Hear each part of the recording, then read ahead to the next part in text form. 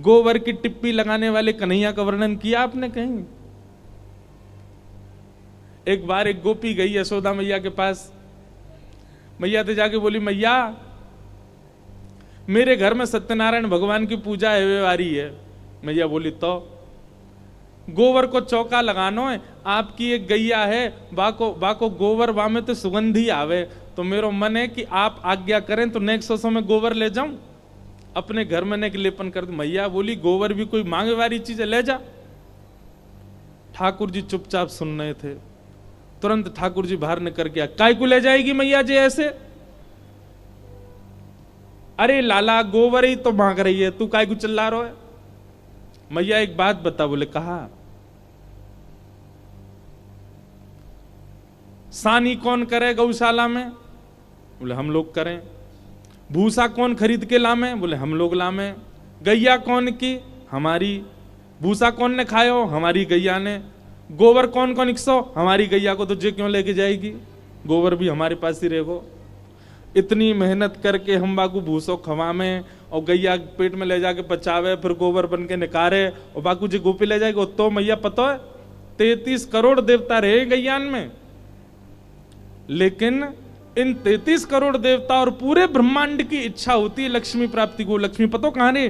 गैया गोबर में। हम अपनी घर की लक्ष्मी ना देंगे या कोई आते मना कर दे। नारद जी बोले, आपने वर्णन किया ऐसे कन्हैया का जो गोबर के पीछे पूरे गोकुल में कलेश कर रहे हैं। गोपी बोली, लाला मेरे घर सत्यनारायण की पूजा है, ले जान दे। बोले, ठीक है ले जा, लेकिन बाकी बदरे कहा दे के जाएगी? बोले, कहा दे जाऊं तू ही बता दे। बोले, जितनो गोबर लेके जाएगी उतनो लोना मक्खन दे के जानो पड़ेगा। गोबर के बदले मक्खन मांग रहे हैं। ठीक है लाला दे दूंगी। अब मैया तो चली गई यशोदा मैया। बोले, लाला तू माने ना, छोटी सी बात पर झरे लड़ा रहा, बता गोबर के पीछे कोई लड़े करे? और ठाकुर जी इतने ध्यान से खड़े हैं कि नेको ज्यादा नहीं ले जाए, गोबर गिनवा रहे हैं वहां पे। अब गोपी उठा के ले जा रही है, ले जा करके अपने यहां धर आवे, फिर लेके आवे परात, फिर गोबर समेटे। ठाकुर जी बोले, नेक रुक जा। बोले, कहा? बोले, हम पे गिनती तो आवे ही ना है, अब तू कितनों गोबर ले जा रही है, मैं कैसे गिनूंगो? गोपी बोली, लाला जी तो अब काम खराब है गयो, और कहीं मैं ज्यादा गोबर लेगी कम मक्खन देगी। तो बोले, हाँ यही बात है, अब या को तो कुछ निधान तो बताना पड़ेगा, मैं कैसे गिनूं गोबर, मुंह पे तो आवे ना गिनती। ठाकुर जी बोले, एक काम ऐसा क्या? बोले, कहा? बोले, तू जितना गोबर ले जाए उतनी गोबर की बिंदी बना के, टिप्पी बना के तू मेरे मुंह पे लगा दियो, और मैं अंत में यशोदा मैया तक गिनवा लूंगा, उतना मक्खन दे जाइयो।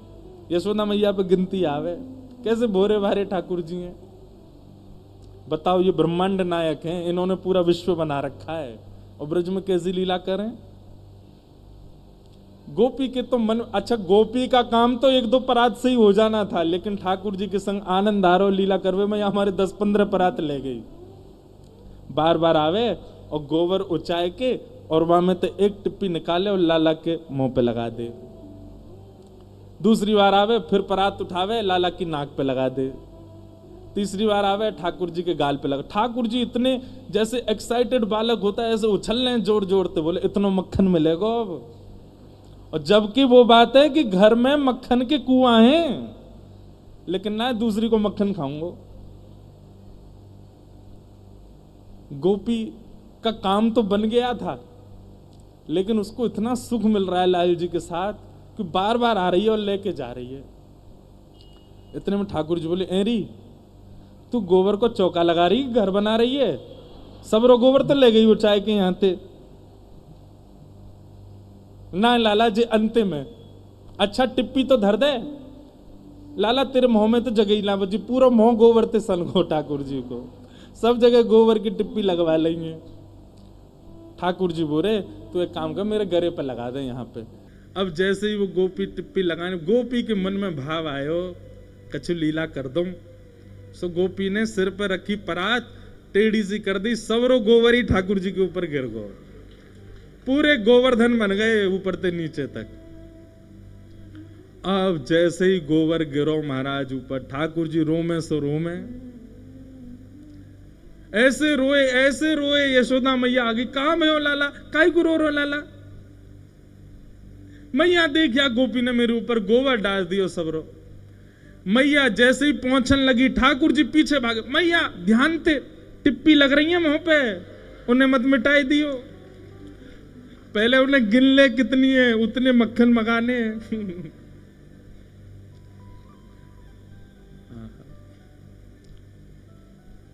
कैसे कोई प्रेम ना करे इतने ऐसे स्वभाव वालों से।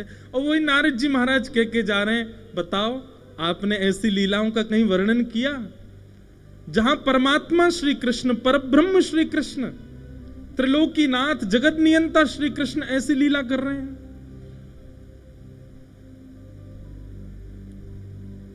वेद व्यास जी बोले ऐसी लीलाएं तो, बोले इसीलिए आपका मन अशांत है, क्योंकि आपने जितने भी ग्रंथ लिखे उनको श्रवण करने के बाद व्यक्ति की ठाकुर जी के प्रति आस्था हो जाएगी, व्यक्ति की ठाकुर जी के प्रति श्रद्धा हो जाएगी, व्यक्ति के ठाकुर जी के प्रति विश्वास हो जाएगा। पर ऐसा कुछ लिखिए जिसके श्रवण के बाद व्यक्ति का ठाकुर जी के प्रति प्रेम हो।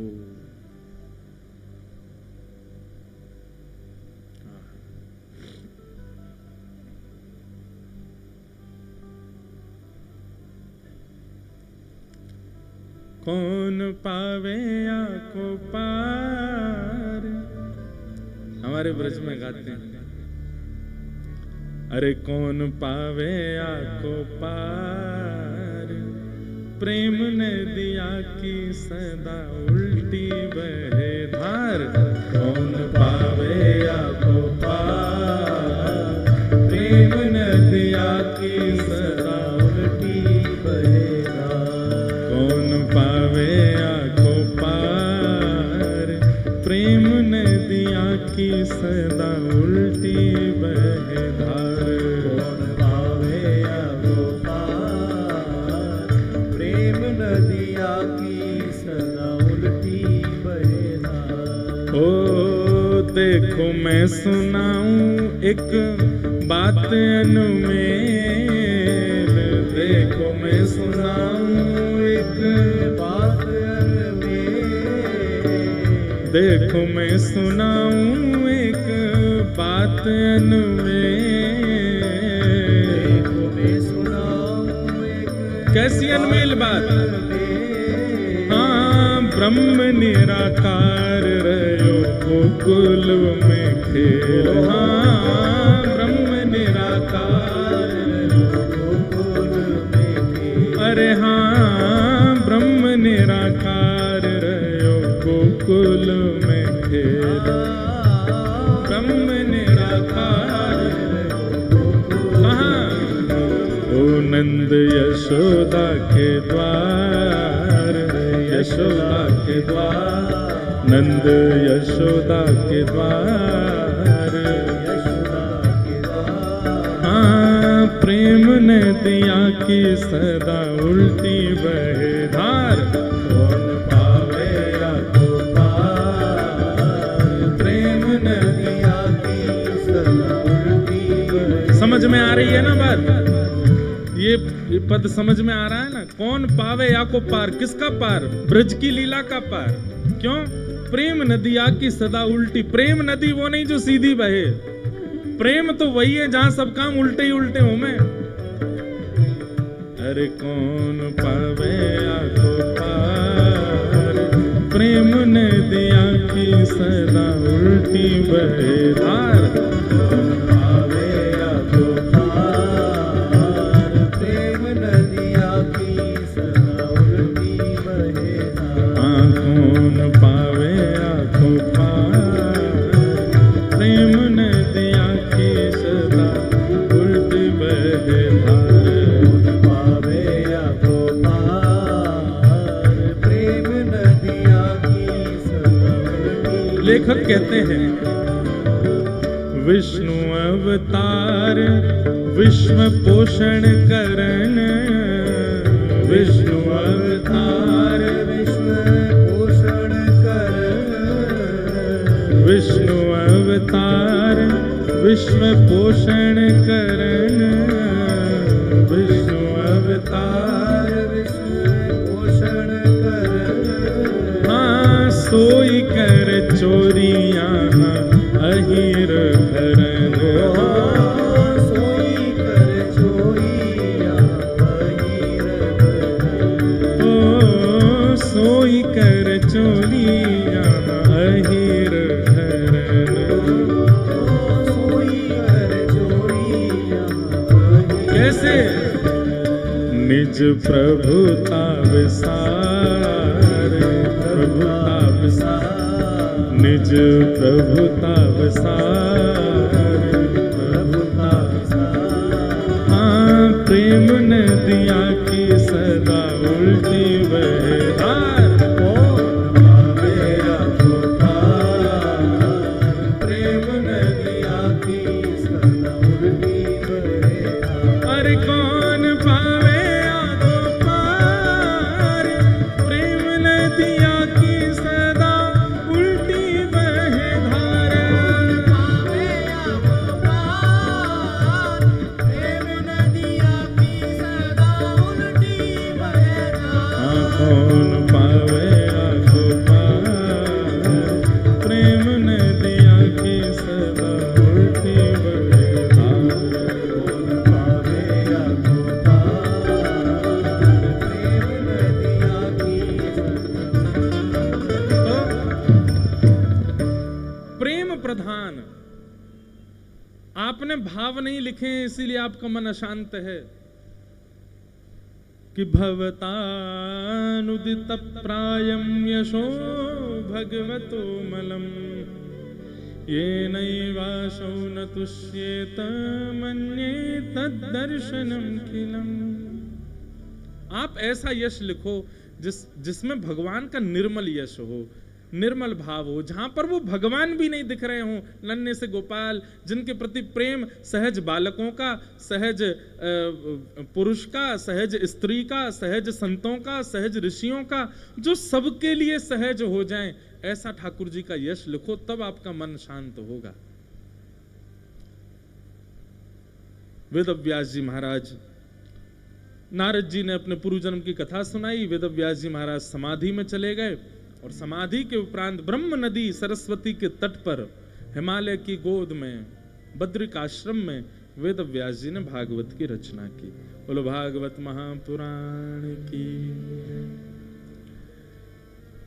भागवत जी जो है ये समाधिस्थ भाषा है। भागवत जी को जागृत अवस्था में व्यास जी ने नहीं लिखा, आंख खोल करके नहीं लिखा है। समाधि में बैठे थे और समाधि में ही हाथ चलने लगे, समाधि में ही चिंतन बनने लगा, समाधि में ही जो जो भाव उनके चित्त में आते गए वही भागवत में निर्मित हो गए श्लोकों के रूप में। ये है भागवत। अब भागवत जी की रचना व्यास जी ने की, अब उनके मन को शांति मिली, अब उनको लगा कि नहीं अब मैंने कुछ लिखा है। तब उन्होंने अपनी जो कलम थी उसको प्रवाहित कर दिया, बोले अब कुछ लिखना शेष नहीं रह गया। लेकिन अब भागवत जी को घर घर कैसे पहुंचाएं, तब उन्होंने अपने पुत्र श्री सुकाचार्य जी, सुखदेव जी महाराज को भागवत का ज्ञान दिया। और सुखदेव जी कौन है, इस पर भी पूर्व में जाएं तो ब्रज के ही भाव आ जाएंगे। ये सुखदेव जी भागवत जी के बगल में विराज रहे हैं, ये किशोरी जी के निज पक्षी हैं, श्री राधा रानी के। तरुवर छाँव तीर यमुना के, सुआ पढ़ावत डोले। हमारे नागरी दास जी का पद है कि श्री यमुना जी के तट पर किशोरी जी ऐसे हाथ करती हैं और यहां सुख पक्षी बैठा है और किशोरी जी उसको पढ़ाती हैं। क्या पढ़ाती हैं? कृष्ण, माधव, मधुसूदन, मोहन, मुरारी, ये सारे नाम याद कराती हैं उस सुख पक्षी को। और सुख पक्षी रट करके दोबारा किशोरी जी को सुनाता है। और जैसे वो सुख पक्षी बोलता है, किशोरी जी डूब जाती हैं उस भव सागर में, उस नाम के महाप्रेम में। एक प्रकार से किशोरी जी ने तैयार करके उसको बैठा दिया। अब वो पूरे दिन ठाकुर जी का ही नाम गाता रहता है और जो जो नाम गाता है त्यों त्यों किशोरी जी को स्मृति बढ़ती है, सुख मिलता है। लेकिन एक बार श्री ठाकुर जी और किशोरी जी का मिलन हुआ, सब सखियों ने प्रणाम किया, सुख पक्षी ने प्रणाम नहीं किया।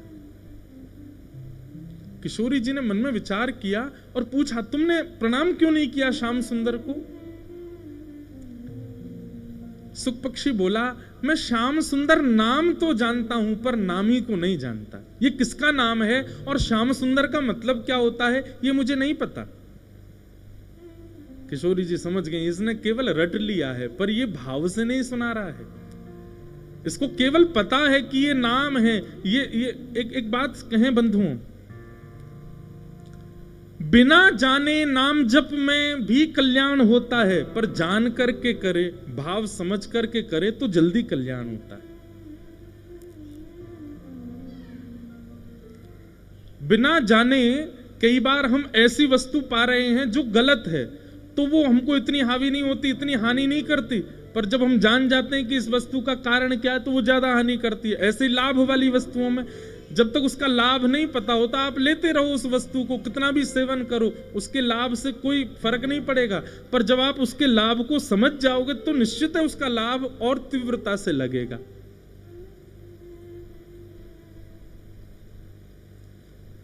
बिना जाने श्री जी और ठाकुर जी को आप नाम गाओगे तो कल्याण तो हो जाएगा, पर जान करके गाओगे तो और भाव बढ़ेगा। किशोरी जी ने सुख पक्षी से कहा कि अब तो यदि मेरे संग रहनो है, तो यदि मेरे पास रहनो है, तो पहले जिनको नाम गा रहे हो इनको जान के आ।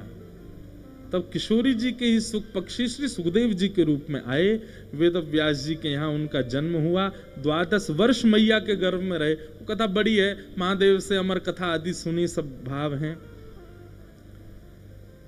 आज सुखदेव जी महाराज को वेद व्यास जी ने भागवत का ज्ञान दिया, और भागवत का ज्ञान देने के बाद अब पूर्ण रूपेण शुकाचार्य जी तैयार हैं पुनः किशोरी जी की सेवा में जाने के लिए। ठाकुर जी को जान गए हैं, परंतु किशोरी जी के सामने पहुंचने से पहले चाहते हैं कि जो मुझे प्राप्त हुआ किसी को देख करके देख तो लूं कि स्पष्ट प्राप्त हुआ है कि नहीं। और तभी उनको एक प्यासा मिल गया जिसका नाम है परीक्षित। और शुकाचार्य जी ने गंगा जी के तट पर बैठ करके परीक्षित जी महाराज को वही भागवत का ज्ञान दिया जो उनके पिता ने सुखदेव जी को दिया। और परीक्षित की गति से शुकाचार्य जी संतुष्ट हो गए कि अब श्री जी मोह स्वीकार कर लेंगे।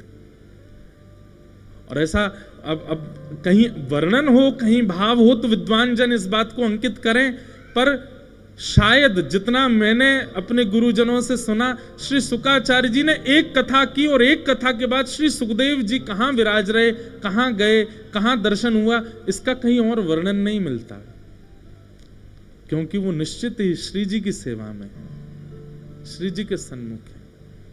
हमारे सुख संप्रदाय श्री जयपुर में इस बार जहां प्रथम बार भक्तमाल करने का अवसर मिला, सरस कुंज, वो सुख संप्रदाय ही है। वहां शुकाचार्य जी के ही भाव से आगे संप्रदाय चल रही है। पर श्री शुकाचार्य जी ने एक बार कथा सुनाने के बाद फिर वो श्री जी की सेवा में ही चले गए, सुख सखी के रूप में।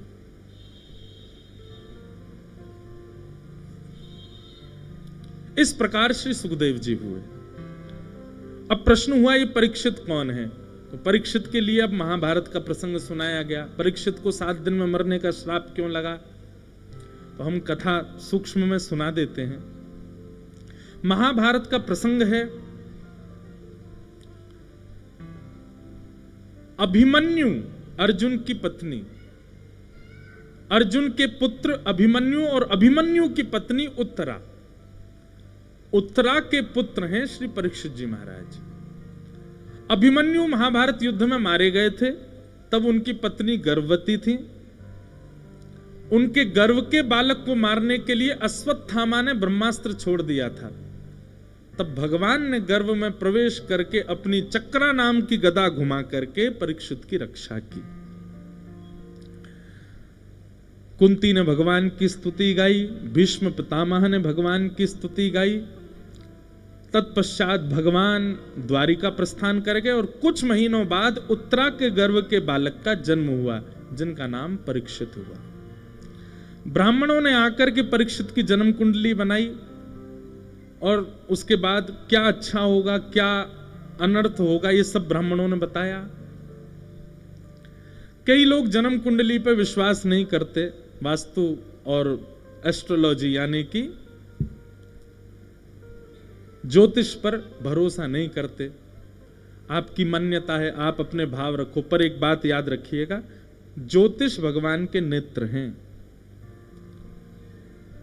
अगर बताने वाला सत्य है, ठीक है, तो निश्चित है कि ज्योतिष प्रमाणित होता है। लेकिन एक बात और कह दें, यदि आपके भजन में बल है, यदि आपकी साधना में बल है, यदि आपके नाम जप में बल है, तो ज्योतिष के द्वारा बताई गई जो क्रिया है, ज्योतिष के द्वारा बताया गया जो होने वाली अनहोनी है, वह भी आपके भजन बल से टल सकती है। यह बात है, ज्योतिष भगवान के नेत्र, उस पर विश्वास करना चाहिए। पर ऐसा नहीं है पूरे दिन ही ज्योतिष में पड़े रहो, ऐसे लोग भी नहीं चाहिए। पूरे दिन महाराज ब्राह्मणों को लिए बैठे रहते हैं, जे बता दो, जे और बता दो, ये और बता दो, उसका ब्याह नहीं हो रहा, वो कैसे होगा, ये और बता दो, हमारा काम नहीं चल रहा ढंग से।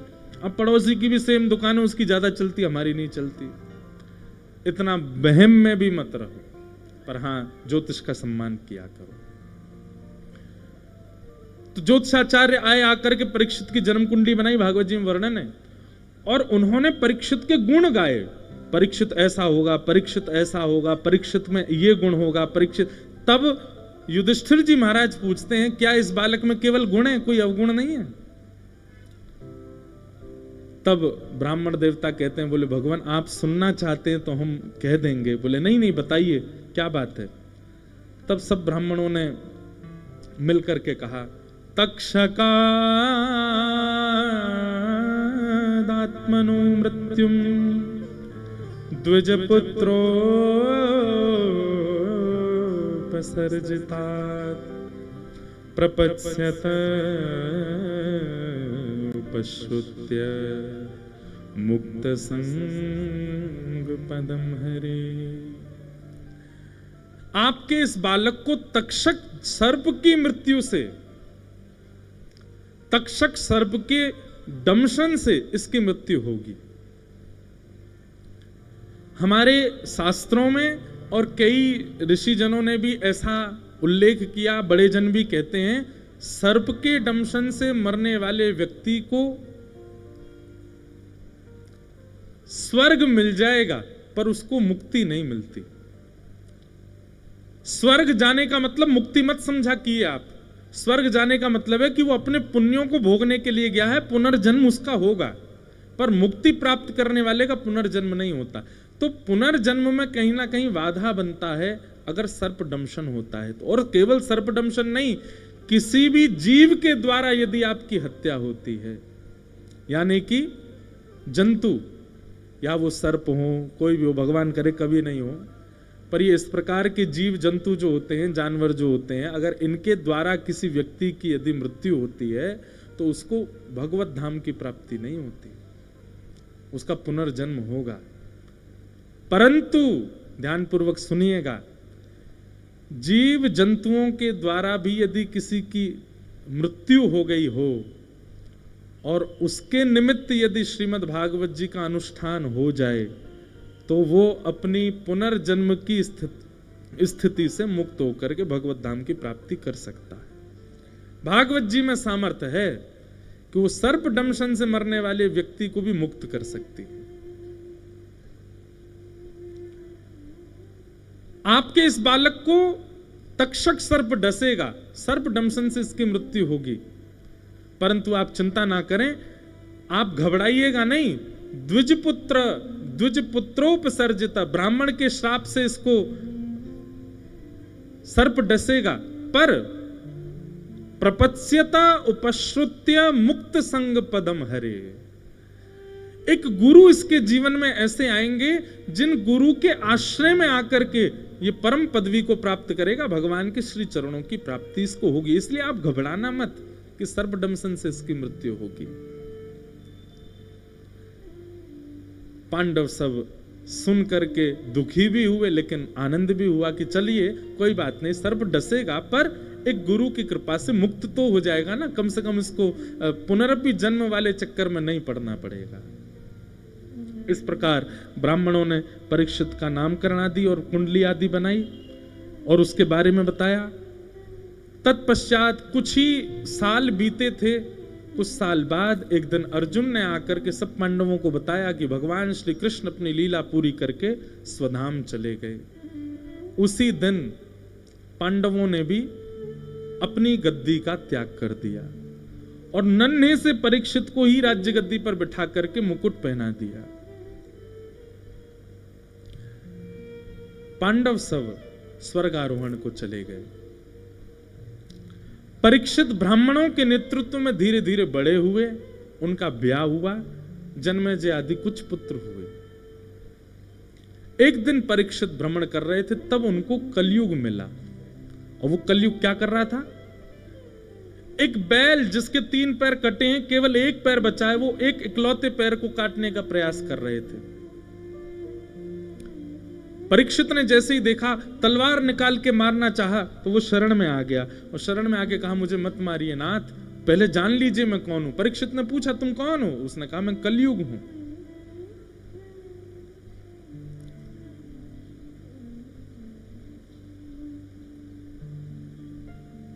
श्रीमद् भागवत जी में 2 महात्म्य हैं। एक महात्म्य की कथा तो हमने पहले दिन सुनी, दूसरे महात्म्य की जब हम कथा सुनते हैं ना, तो वहां एक बहुत सुंदर वर्णन आता है कि परीक्षित जी महाराज पहले गोवर्धन में कथा सुनने वाले थे।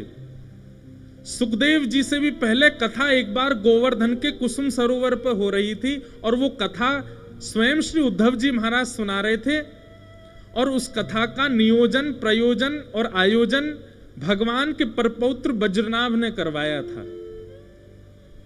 और उस कथा में श्री परीक्षित जी बैठे थे, लेकिन व्यास मंच पर बैठते ही श्री उद्धव जी महाराज ने जब पूरी श्रोताओं को देखा तो श्रोताओं में दृष्टि परीक्षित पर जाकर के टिक गई। बहुत ध्यान से सुनना। और परीक्षित को उन्होंने मंच पर बुलाया और परीक्षित को मंच पर बुला करके बोले, परीक्षित हम तुम्हें एक कार्य देना चाहते हैं। बोले क्या? तुम अभी कथा मत सुनो। परीक्षित तो रोने लगे, बोले ये कैसा कार्य है, मुझे कथा से वंचित क्यों कर रहे हैं आप? बोले नहीं परीक्षित, तुम इस पृथ्वी के एक भौम राजा हो। अगर तुम चाहते हो कि पूरी पृथ्वी जीवन काल तक कथा सुन सके तो तुम्हें एक कथा का त्याग करना पड़ेगा, तुम्हें यहां से जाना पड़ेगा। परीक्षित बोले पर क्यों? बोले क्योंकि कलयुग आ रहा है और तुम राजा हो, तुम इतने योग्य हो कि तुम कलयुग को रोक सकते हो। रोक तो नहीं सकते, वो आएगा, सब जगह प्रभाव डालेगा, पर उसको तुम बांध सकते हो कि वो कुछ ही स्थानों पर प्रभाव डाले, ताकि जीवन में कभी कथाएं हो तो लोग बाग सुन सकें कथाओं को। नहीं तो कलयुग तो सब जगह व्याप्त हो जाएगा। इसलिए तुम कलयुग को कहीं कहीं बांध दो। एक कथा छोड़ी श्री सुखदेव जी, परीक्षित जी महाराज ने, और वो प्रतीक्षा कर रहे थे कि कब कलयुग मिलेगा। आज कलयुग मिल गया। क्योंकि अगर इस समय परीक्षित ने कलयुग को नहीं बांधा होता, आज हापुड़ में हम कथा नहीं सुन रहे होते। कलयुग का प्रभाव पूरी पृथ्वी पर होने वाला था, पर परीक्षित जी महाराज ने केवल 5 स्थानों पर कलयुग को बांध दिया। आज तक और अंत तक कलयुग केवल 5 स्थानों पर ही रहेगा। कलयुग ने कहा मेरा क्रम है आने का, आप चाहें तो मुझे कुछ स्थान दे दीजिए, मैं वहीं रहूंगा। परीक्षित जी बोले ठीक है, मैं तुम्हें कुछ स्थान दे रहा हूं, तुम वहीं रहोगे। अब एक बात हम संकोच के साथ कह दें, और संकोच हमको नहीं होना चाहिए, आपको होना चाहिए, पर हम तो फिर भी थोड़े सकुचा जाते हैं बात बोलने में। अगर इन 5 स्थानों में से एक स्थान में भी आपका प्रवेश हो रहा है, आज ही अपने आप को रोक लीजिए। और यदि आपको पहले ही लग रहा है कि महाराज जी कुछ ऐसा बोलने वाले हैं जिसको हम नहीं त्याग सकते, तो आप क्षमा मांग करके कथा से जा सकते हैं। क्योंकि कथा सुनने के बाद यदि आप इन 5 स्थानों पर गए तो पहले तो पाप 1 लगते थे, लेकिन सुनने के बाद यदि गए मल्टीप्लाई इनटू 1000 होके लगेंगे। इसलिए या तो कमर कस के बैठी आज कथा में कि हम इन 5 स्थानों पर अब नहीं कभी प्रवेश करेंगे। कौन कौन से स्थान हैं?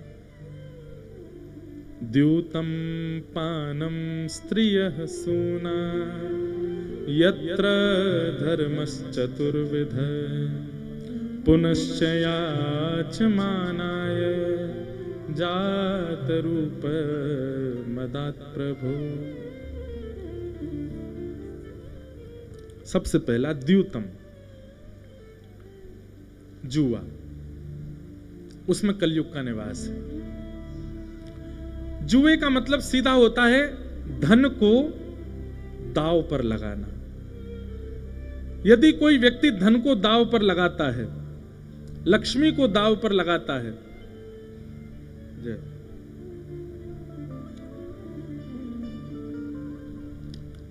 बोलो गंगा मैया की जय।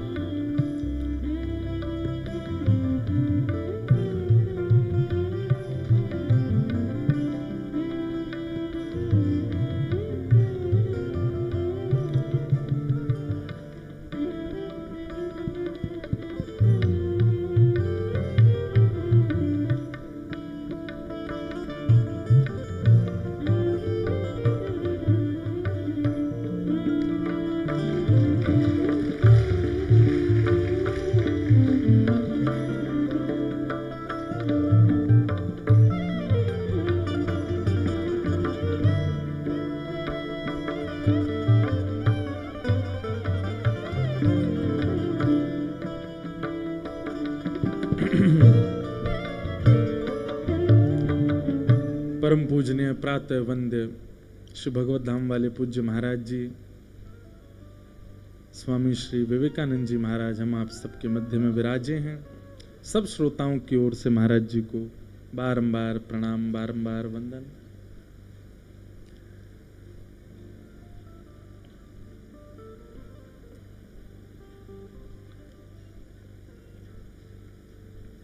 द्यूतम, जुआ, धन को जहां भी दांव पर लगा दिया जाता है उन सब में कलयुग का निवास। दूसरा पानम, मद्यपान और किसी भी व्यसन वस्तु का पान सेवन, उसमें कलयुग का निवास है। जिससे आपका व्यसन प्रधान होता है, ऐसी किसी भी वस्तु को आप लेते हैं तो उसमें कलयुग का निवास है।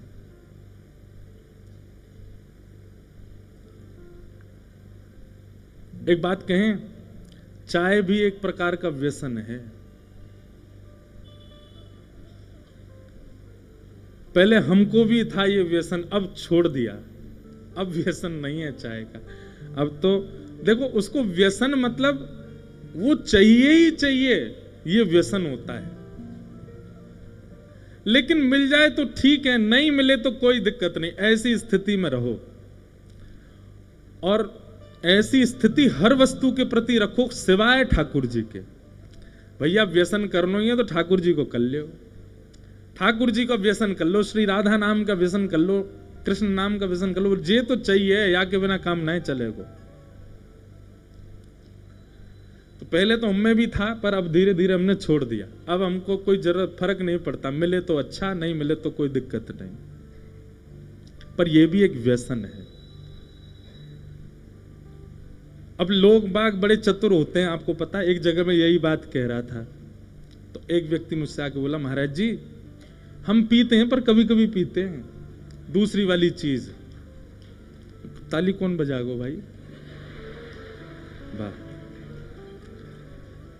चाय के लिए नहीं बोला, वो दूसरी वाली सोमरस, कड़वी शरबत, उसके लिए बोल रहे थे। बोले महाराज जी आज आप कथा में कह रहे थे कि चाहिए ही चाहिए, वो व्यसन होता। हमको चाहिए ही चाहिए नहीं, कभी कभी, महीना 2 महीना 4 महीना 6 महीना में तो छूट है। मैंने कही दारी के खुद तो जावेगो नरक में, मुंह ले जाएगो, मुंह ते हामी करवानो चारो है।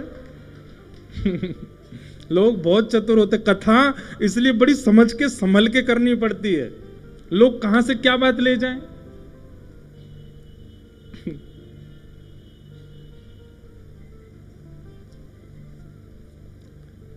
उसके लिए तो स्पष्ट भागवत जी मना करते हैं, उसके लिए तो स्पष्ट शास्त्र मना करते हैं।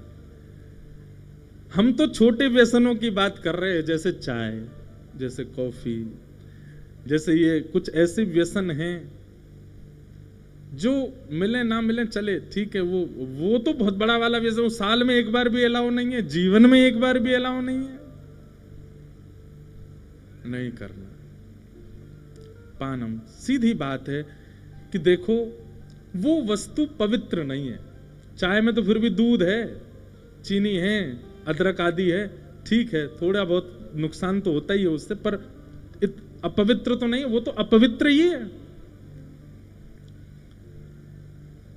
आपका चित्त, आपकी जिह्वा, आप इससे कृष्ण भी बोलते हो, आप इस जिह्वा से राम भी बोलते हो, राम कृष्ण, इस जिह्वा से श्री राधा भी बोलते हो। मतलब आपकी जीभ जब श्री राधा बोलती है तो आपकी जिह्वा ही कीर्ति मैया का रूप धारण कर लेती है, तभी श्री राधा नाम का जन्म होता है। आप जब कृष्ण बोलते हैं, आपकी जिह्वा ही यशोदा मैया है, तभी कृष्ण प्रकट होते हैं जीव पर। आप जब राम बोलते हैं, आपकी जिह्वा ही कौशल्या मैया है। यह दायित्व है आपका कि आपकी जीव पर कोई अशुद्ध वस्तु ना जाए, क्योंकि नाम विराजमान हो चुका है इस जीव पर। और चित्त जो है ये भगवान का देवालय है, यहां ठाकुर जी विराजते हैं, मन में ठाकुर जी विराजते हैं। कितने भजन सुन लो, कितने पद सुन लो, सब जगह ये लिखा, कहां बैठे ठाकुर जी? मन में बैठे। और स्वयं भगवान गीता में कहते हैं, ईश्वरः सर्वभूतानां हृदय सेर्धुन तिष्ठति। हे अर्जुन, मैं सभी के हृदय में बैठा हूं। हम क्यों ऐसी वस्तु सेवन करें जो ठाकुर जी को निवेदित नहीं हो सकती? पानम, इसलिए उसमें पानम के अंदर मांस भक्षण भी आ जाता है। मांस भी नहीं खाना चाहिए, मांस भी नहीं खाना, अंडा भी नहीं खाना, आदि आदि ये सब दूषित वस्तु नहीं खानी। प्याज लहसुन खाने से पाप नहीं लगता, पर ठाकुर जी के प्रेमी जन, क्योंकि ठाकुर जी का भोग नहीं लगता इसलिए उसका परहेज करते हैं, उसको नहीं पाते, उसका त्याग करते हैं। और दूसरी बात यह है कि कहीं ना कहीं तामसिक स्थिति बढ़ती है पाने से, तामसिक विचार बढ़ते हैं। अगर आप कोई साधना कर रहे हैं, अगर आप कोई नियम कर रहे हैं और आप रोज प्याज खाते हैं, लहसुन खाते हैं, आपकी वो साधना पूर्ण नहीं हो पाएगी। कहीं ना कहीं आपकी इंद्रियां आपके वश से परे होती हैं तामसी वस्तुओं के सेवन से, इसलिए वो साधना में बाधा है। बाकी उससे पाप नहीं लगता, लेकिन मांस मदिरा आदि ये सब तो पाप के भाव। तो द्यूतम यानी कि जुआ, पानम यानी कि सब समझ गए क्या, और तीसरा आया पर पुरुष और पर स्त्री संग। इन सबके प्रति विवाह के बाद एक पत्नी व्रत, विवाह के बाद एक पति व्रत ये धारण करना, उसके बाद उपरांत किसी के। अब इसमें भी बड़े, एक आया मेरे से बोला विवाह से पहले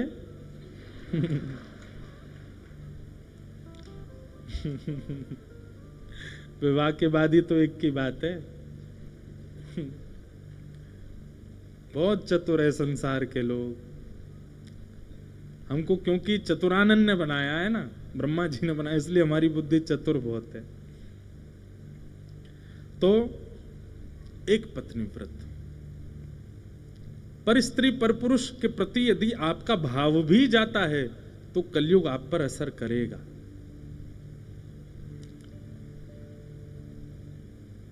और चौथा स्थान है सूना यानी कि हिंसा,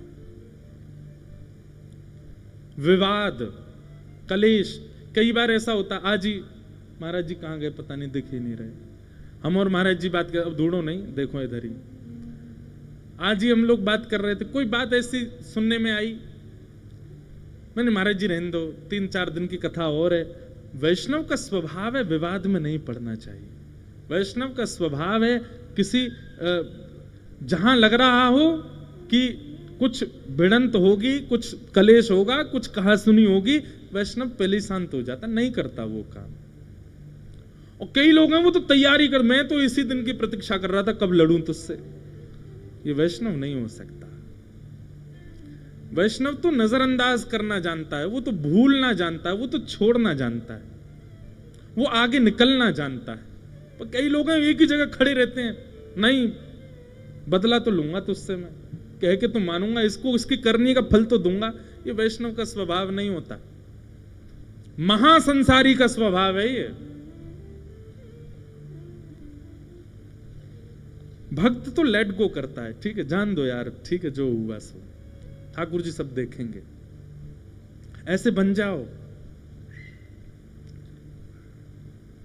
तो पहला स्थान जुआ, दूसरा स्थान दूषित सेवन, तीसरा स्थान परस्त्री परपुरुष संग, चौथा स्थान हिंसा, और पांचवा और अंतिम स्थान बिना मेहनत के कमाया गया धन। बिना परिश्रम से जो हम धन कमाते हैं उसमें कलयुग का निवास होता है। वर्क फ्रॉम होम ये बुरा नहीं है, पर भैया जो वर्क फ्रॉम होम करते भी हो, इतनी परिश्रम तो उसमें किया करो कि आपको उसका जो वेतन मिले वो आपकी मेहनत का ही मिले। Study from home, work from home चला बीच में कोविड में, हम सब घर वाले जानते हैं कि ना तो वो बालक पढ़ता था, जो study from home work from home वाले कैसे कर रहे हैं ये भी पता था। कई लोगों की वीडियो कॉन्फ्रेंस होती थी, वीडियो म्यूट कर दी, ऑडियो चल रहा है, खुद घूम रहे हैं मनाली में, वर्क फ्रॉम होम चल रहा है, पैसा कमा रहे हैं उसका पूरा। ये गलत है। ठीक है कोविड काल में परिस्थिति की वजह से था, अब नहीं होना चाहिए। कोई बहुत जरूरी, हाँ कथा सुनना है तो लो 7 दिन का वर्क फ्रॉम होम, कोई दिक्कत नहीं। हम तो कथा वालों को ये भी कह देते हैं भाई शहर में साल 2 साल, हम पिछली बार कब आए थे हापुड़ 2022 में, अब 2024 2 साल बाद आए हैं, तो 2 साल में यदि टाइफाइड की भी लीव डालनी पड़े तो कोई दिक्कत नहीं। 7 दिन के लिए हमारे डॉक्टर ने मना किया, हम नहीं आ सकते, इससे कोई दिक्कत नहीं है। आप कथा के लिए, वैष्णव भाव के लिए, हमने कही ना जहां शरीर प्रधान भोग भोगने के लिए आप कुछ झूठ बोलते हैं तो वो सब लगेगा, लेकिन श्री जी के लिए, ठाकुर जी के लिए यदि कोई भाव रखता है उसमें कोई दोष नहीं है। कई लोग हैं कथा में भी अभी भी बैठे होंगे जो झूठ बोल के आए हैं, हम कथा सुन, कई बालक आते हैं मिलने, हम घर से झूठ बोल के आए, हम कॉलेज में झूठ बोल के आए।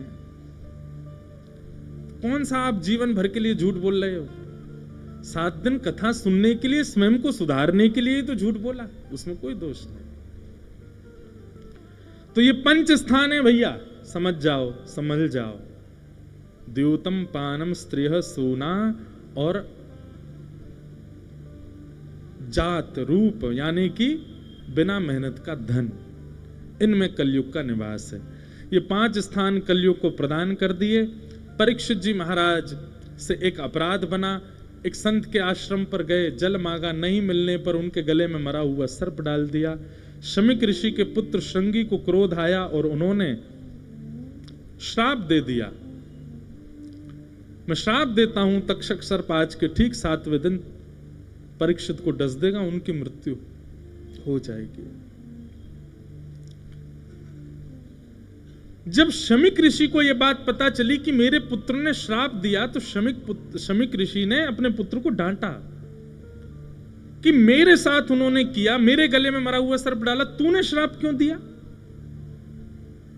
पिताजी आपके साथ कोई ऐसे इस प्रकार का बर्ताव करे मैं नहीं सह पाऊंगा। अरे भाई ठीक है तुझे क्रोध आया, पर क्रोध में इतना बड़ा श्राप तो नहीं देना चाहिए था। हम वैष्णव हैं, हम भक्त हैं, हम साधु हैं, हम सन्यासी हैं, हम विरक्त हैं। इसका मतलब हमारा दायित्व है कि हम वैद्य के समान हैं, हम डॉक्टर के समान हैं। जिस प्रकार रोगी वैद्य के सामने जाता है तो वैद्य उसको औषधि देता है, ना कि उसको मारता है। हम वैष्णव हैं, हम भक्त हैं, हम विप्र हैं, हमारे लिए समाज सब रोगी हैं। हमें चाहिए अपने ज्ञान से, अपने भाव से उसके रोग को दूर करें, ना कि उसको जान से मार दें। तेने तो जान से ही मार दिया, तेने तो श्राप ही दे दिया मृत्यु का। ये गलत है। अपने गौरमुख नाम के एक संत अपनी कथा में एक बहुत अच्छी बात बोल रहे थे। वो कह रहे थे, बोले शमिक ऋषि ने श्रृंगी से कहा, मैं भी श्राप देता हूं, जो ब्राह्मण त्रिकाल संध्या नहीं करेगा, गायत्री उपासना नहीं करेगा, संध्या उपासन नहीं करेगा, वेद अध्ययन नहीं करेगा, उसके श्राप में बल भी नहीं रहेगा। नहीं तो हाथ में कमंडल लिए सब श्राप ही देते रहेंगे एक दूसरे को। इसलिए जिसकी तप बल इतना होगा, जिसका योग बल इतना होगा, और एक बात कह दूं आपसे, जिसका तप बल, भजन बल, योग बल इतना श्रेष्ठ हो जाता है ना, वो श्राप देता भी नहीं है। लेकिन कभी कभी ऐसा होता है कि जब हम उसके हृदय को दुखा देते हैं ना, उसका हृदय दुख जाता है ना, उसके हृदय दुखने से ही हमको श्राप लग जाता है। कभी ना कभी तो भोगना पड़ेगा।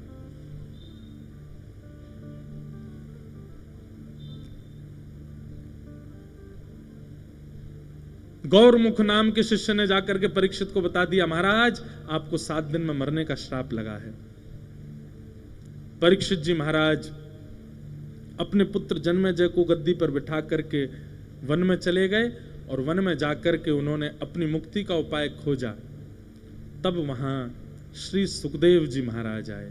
बोलो सुखदेव जी महाराज की। हाथ जोड़ करके सब लोग प्रणाम करो। तत्रा भवद भगवान व्यास पुत्रो यदेच्छया गामट मानो नपेक्ष अलक्षलिंगो निजलावतुष्टो व्रतस्य बालैरवधूत भेष। बोलो सुखदेव जी महाराज की। श्री सुकाचार्य जी महाराज आए। परीक्षित जी ने चरणों में प्रणाम करके कहा, 7 दिन में मेरी मृत्यु होने वाली है, कृपा करके भगवान मुझे मुक्ति का उपाय बताइए। और यहां से श्री अब सुखदेव जी महाराज बोलना प्रारंभ कर रहे हैं। सुखदेव जी कहना प्रारंभ करते हैं। मूल भागवत अब यहीं से प्रारंभ होती है, उसमें हम लोग प्रवेश करें।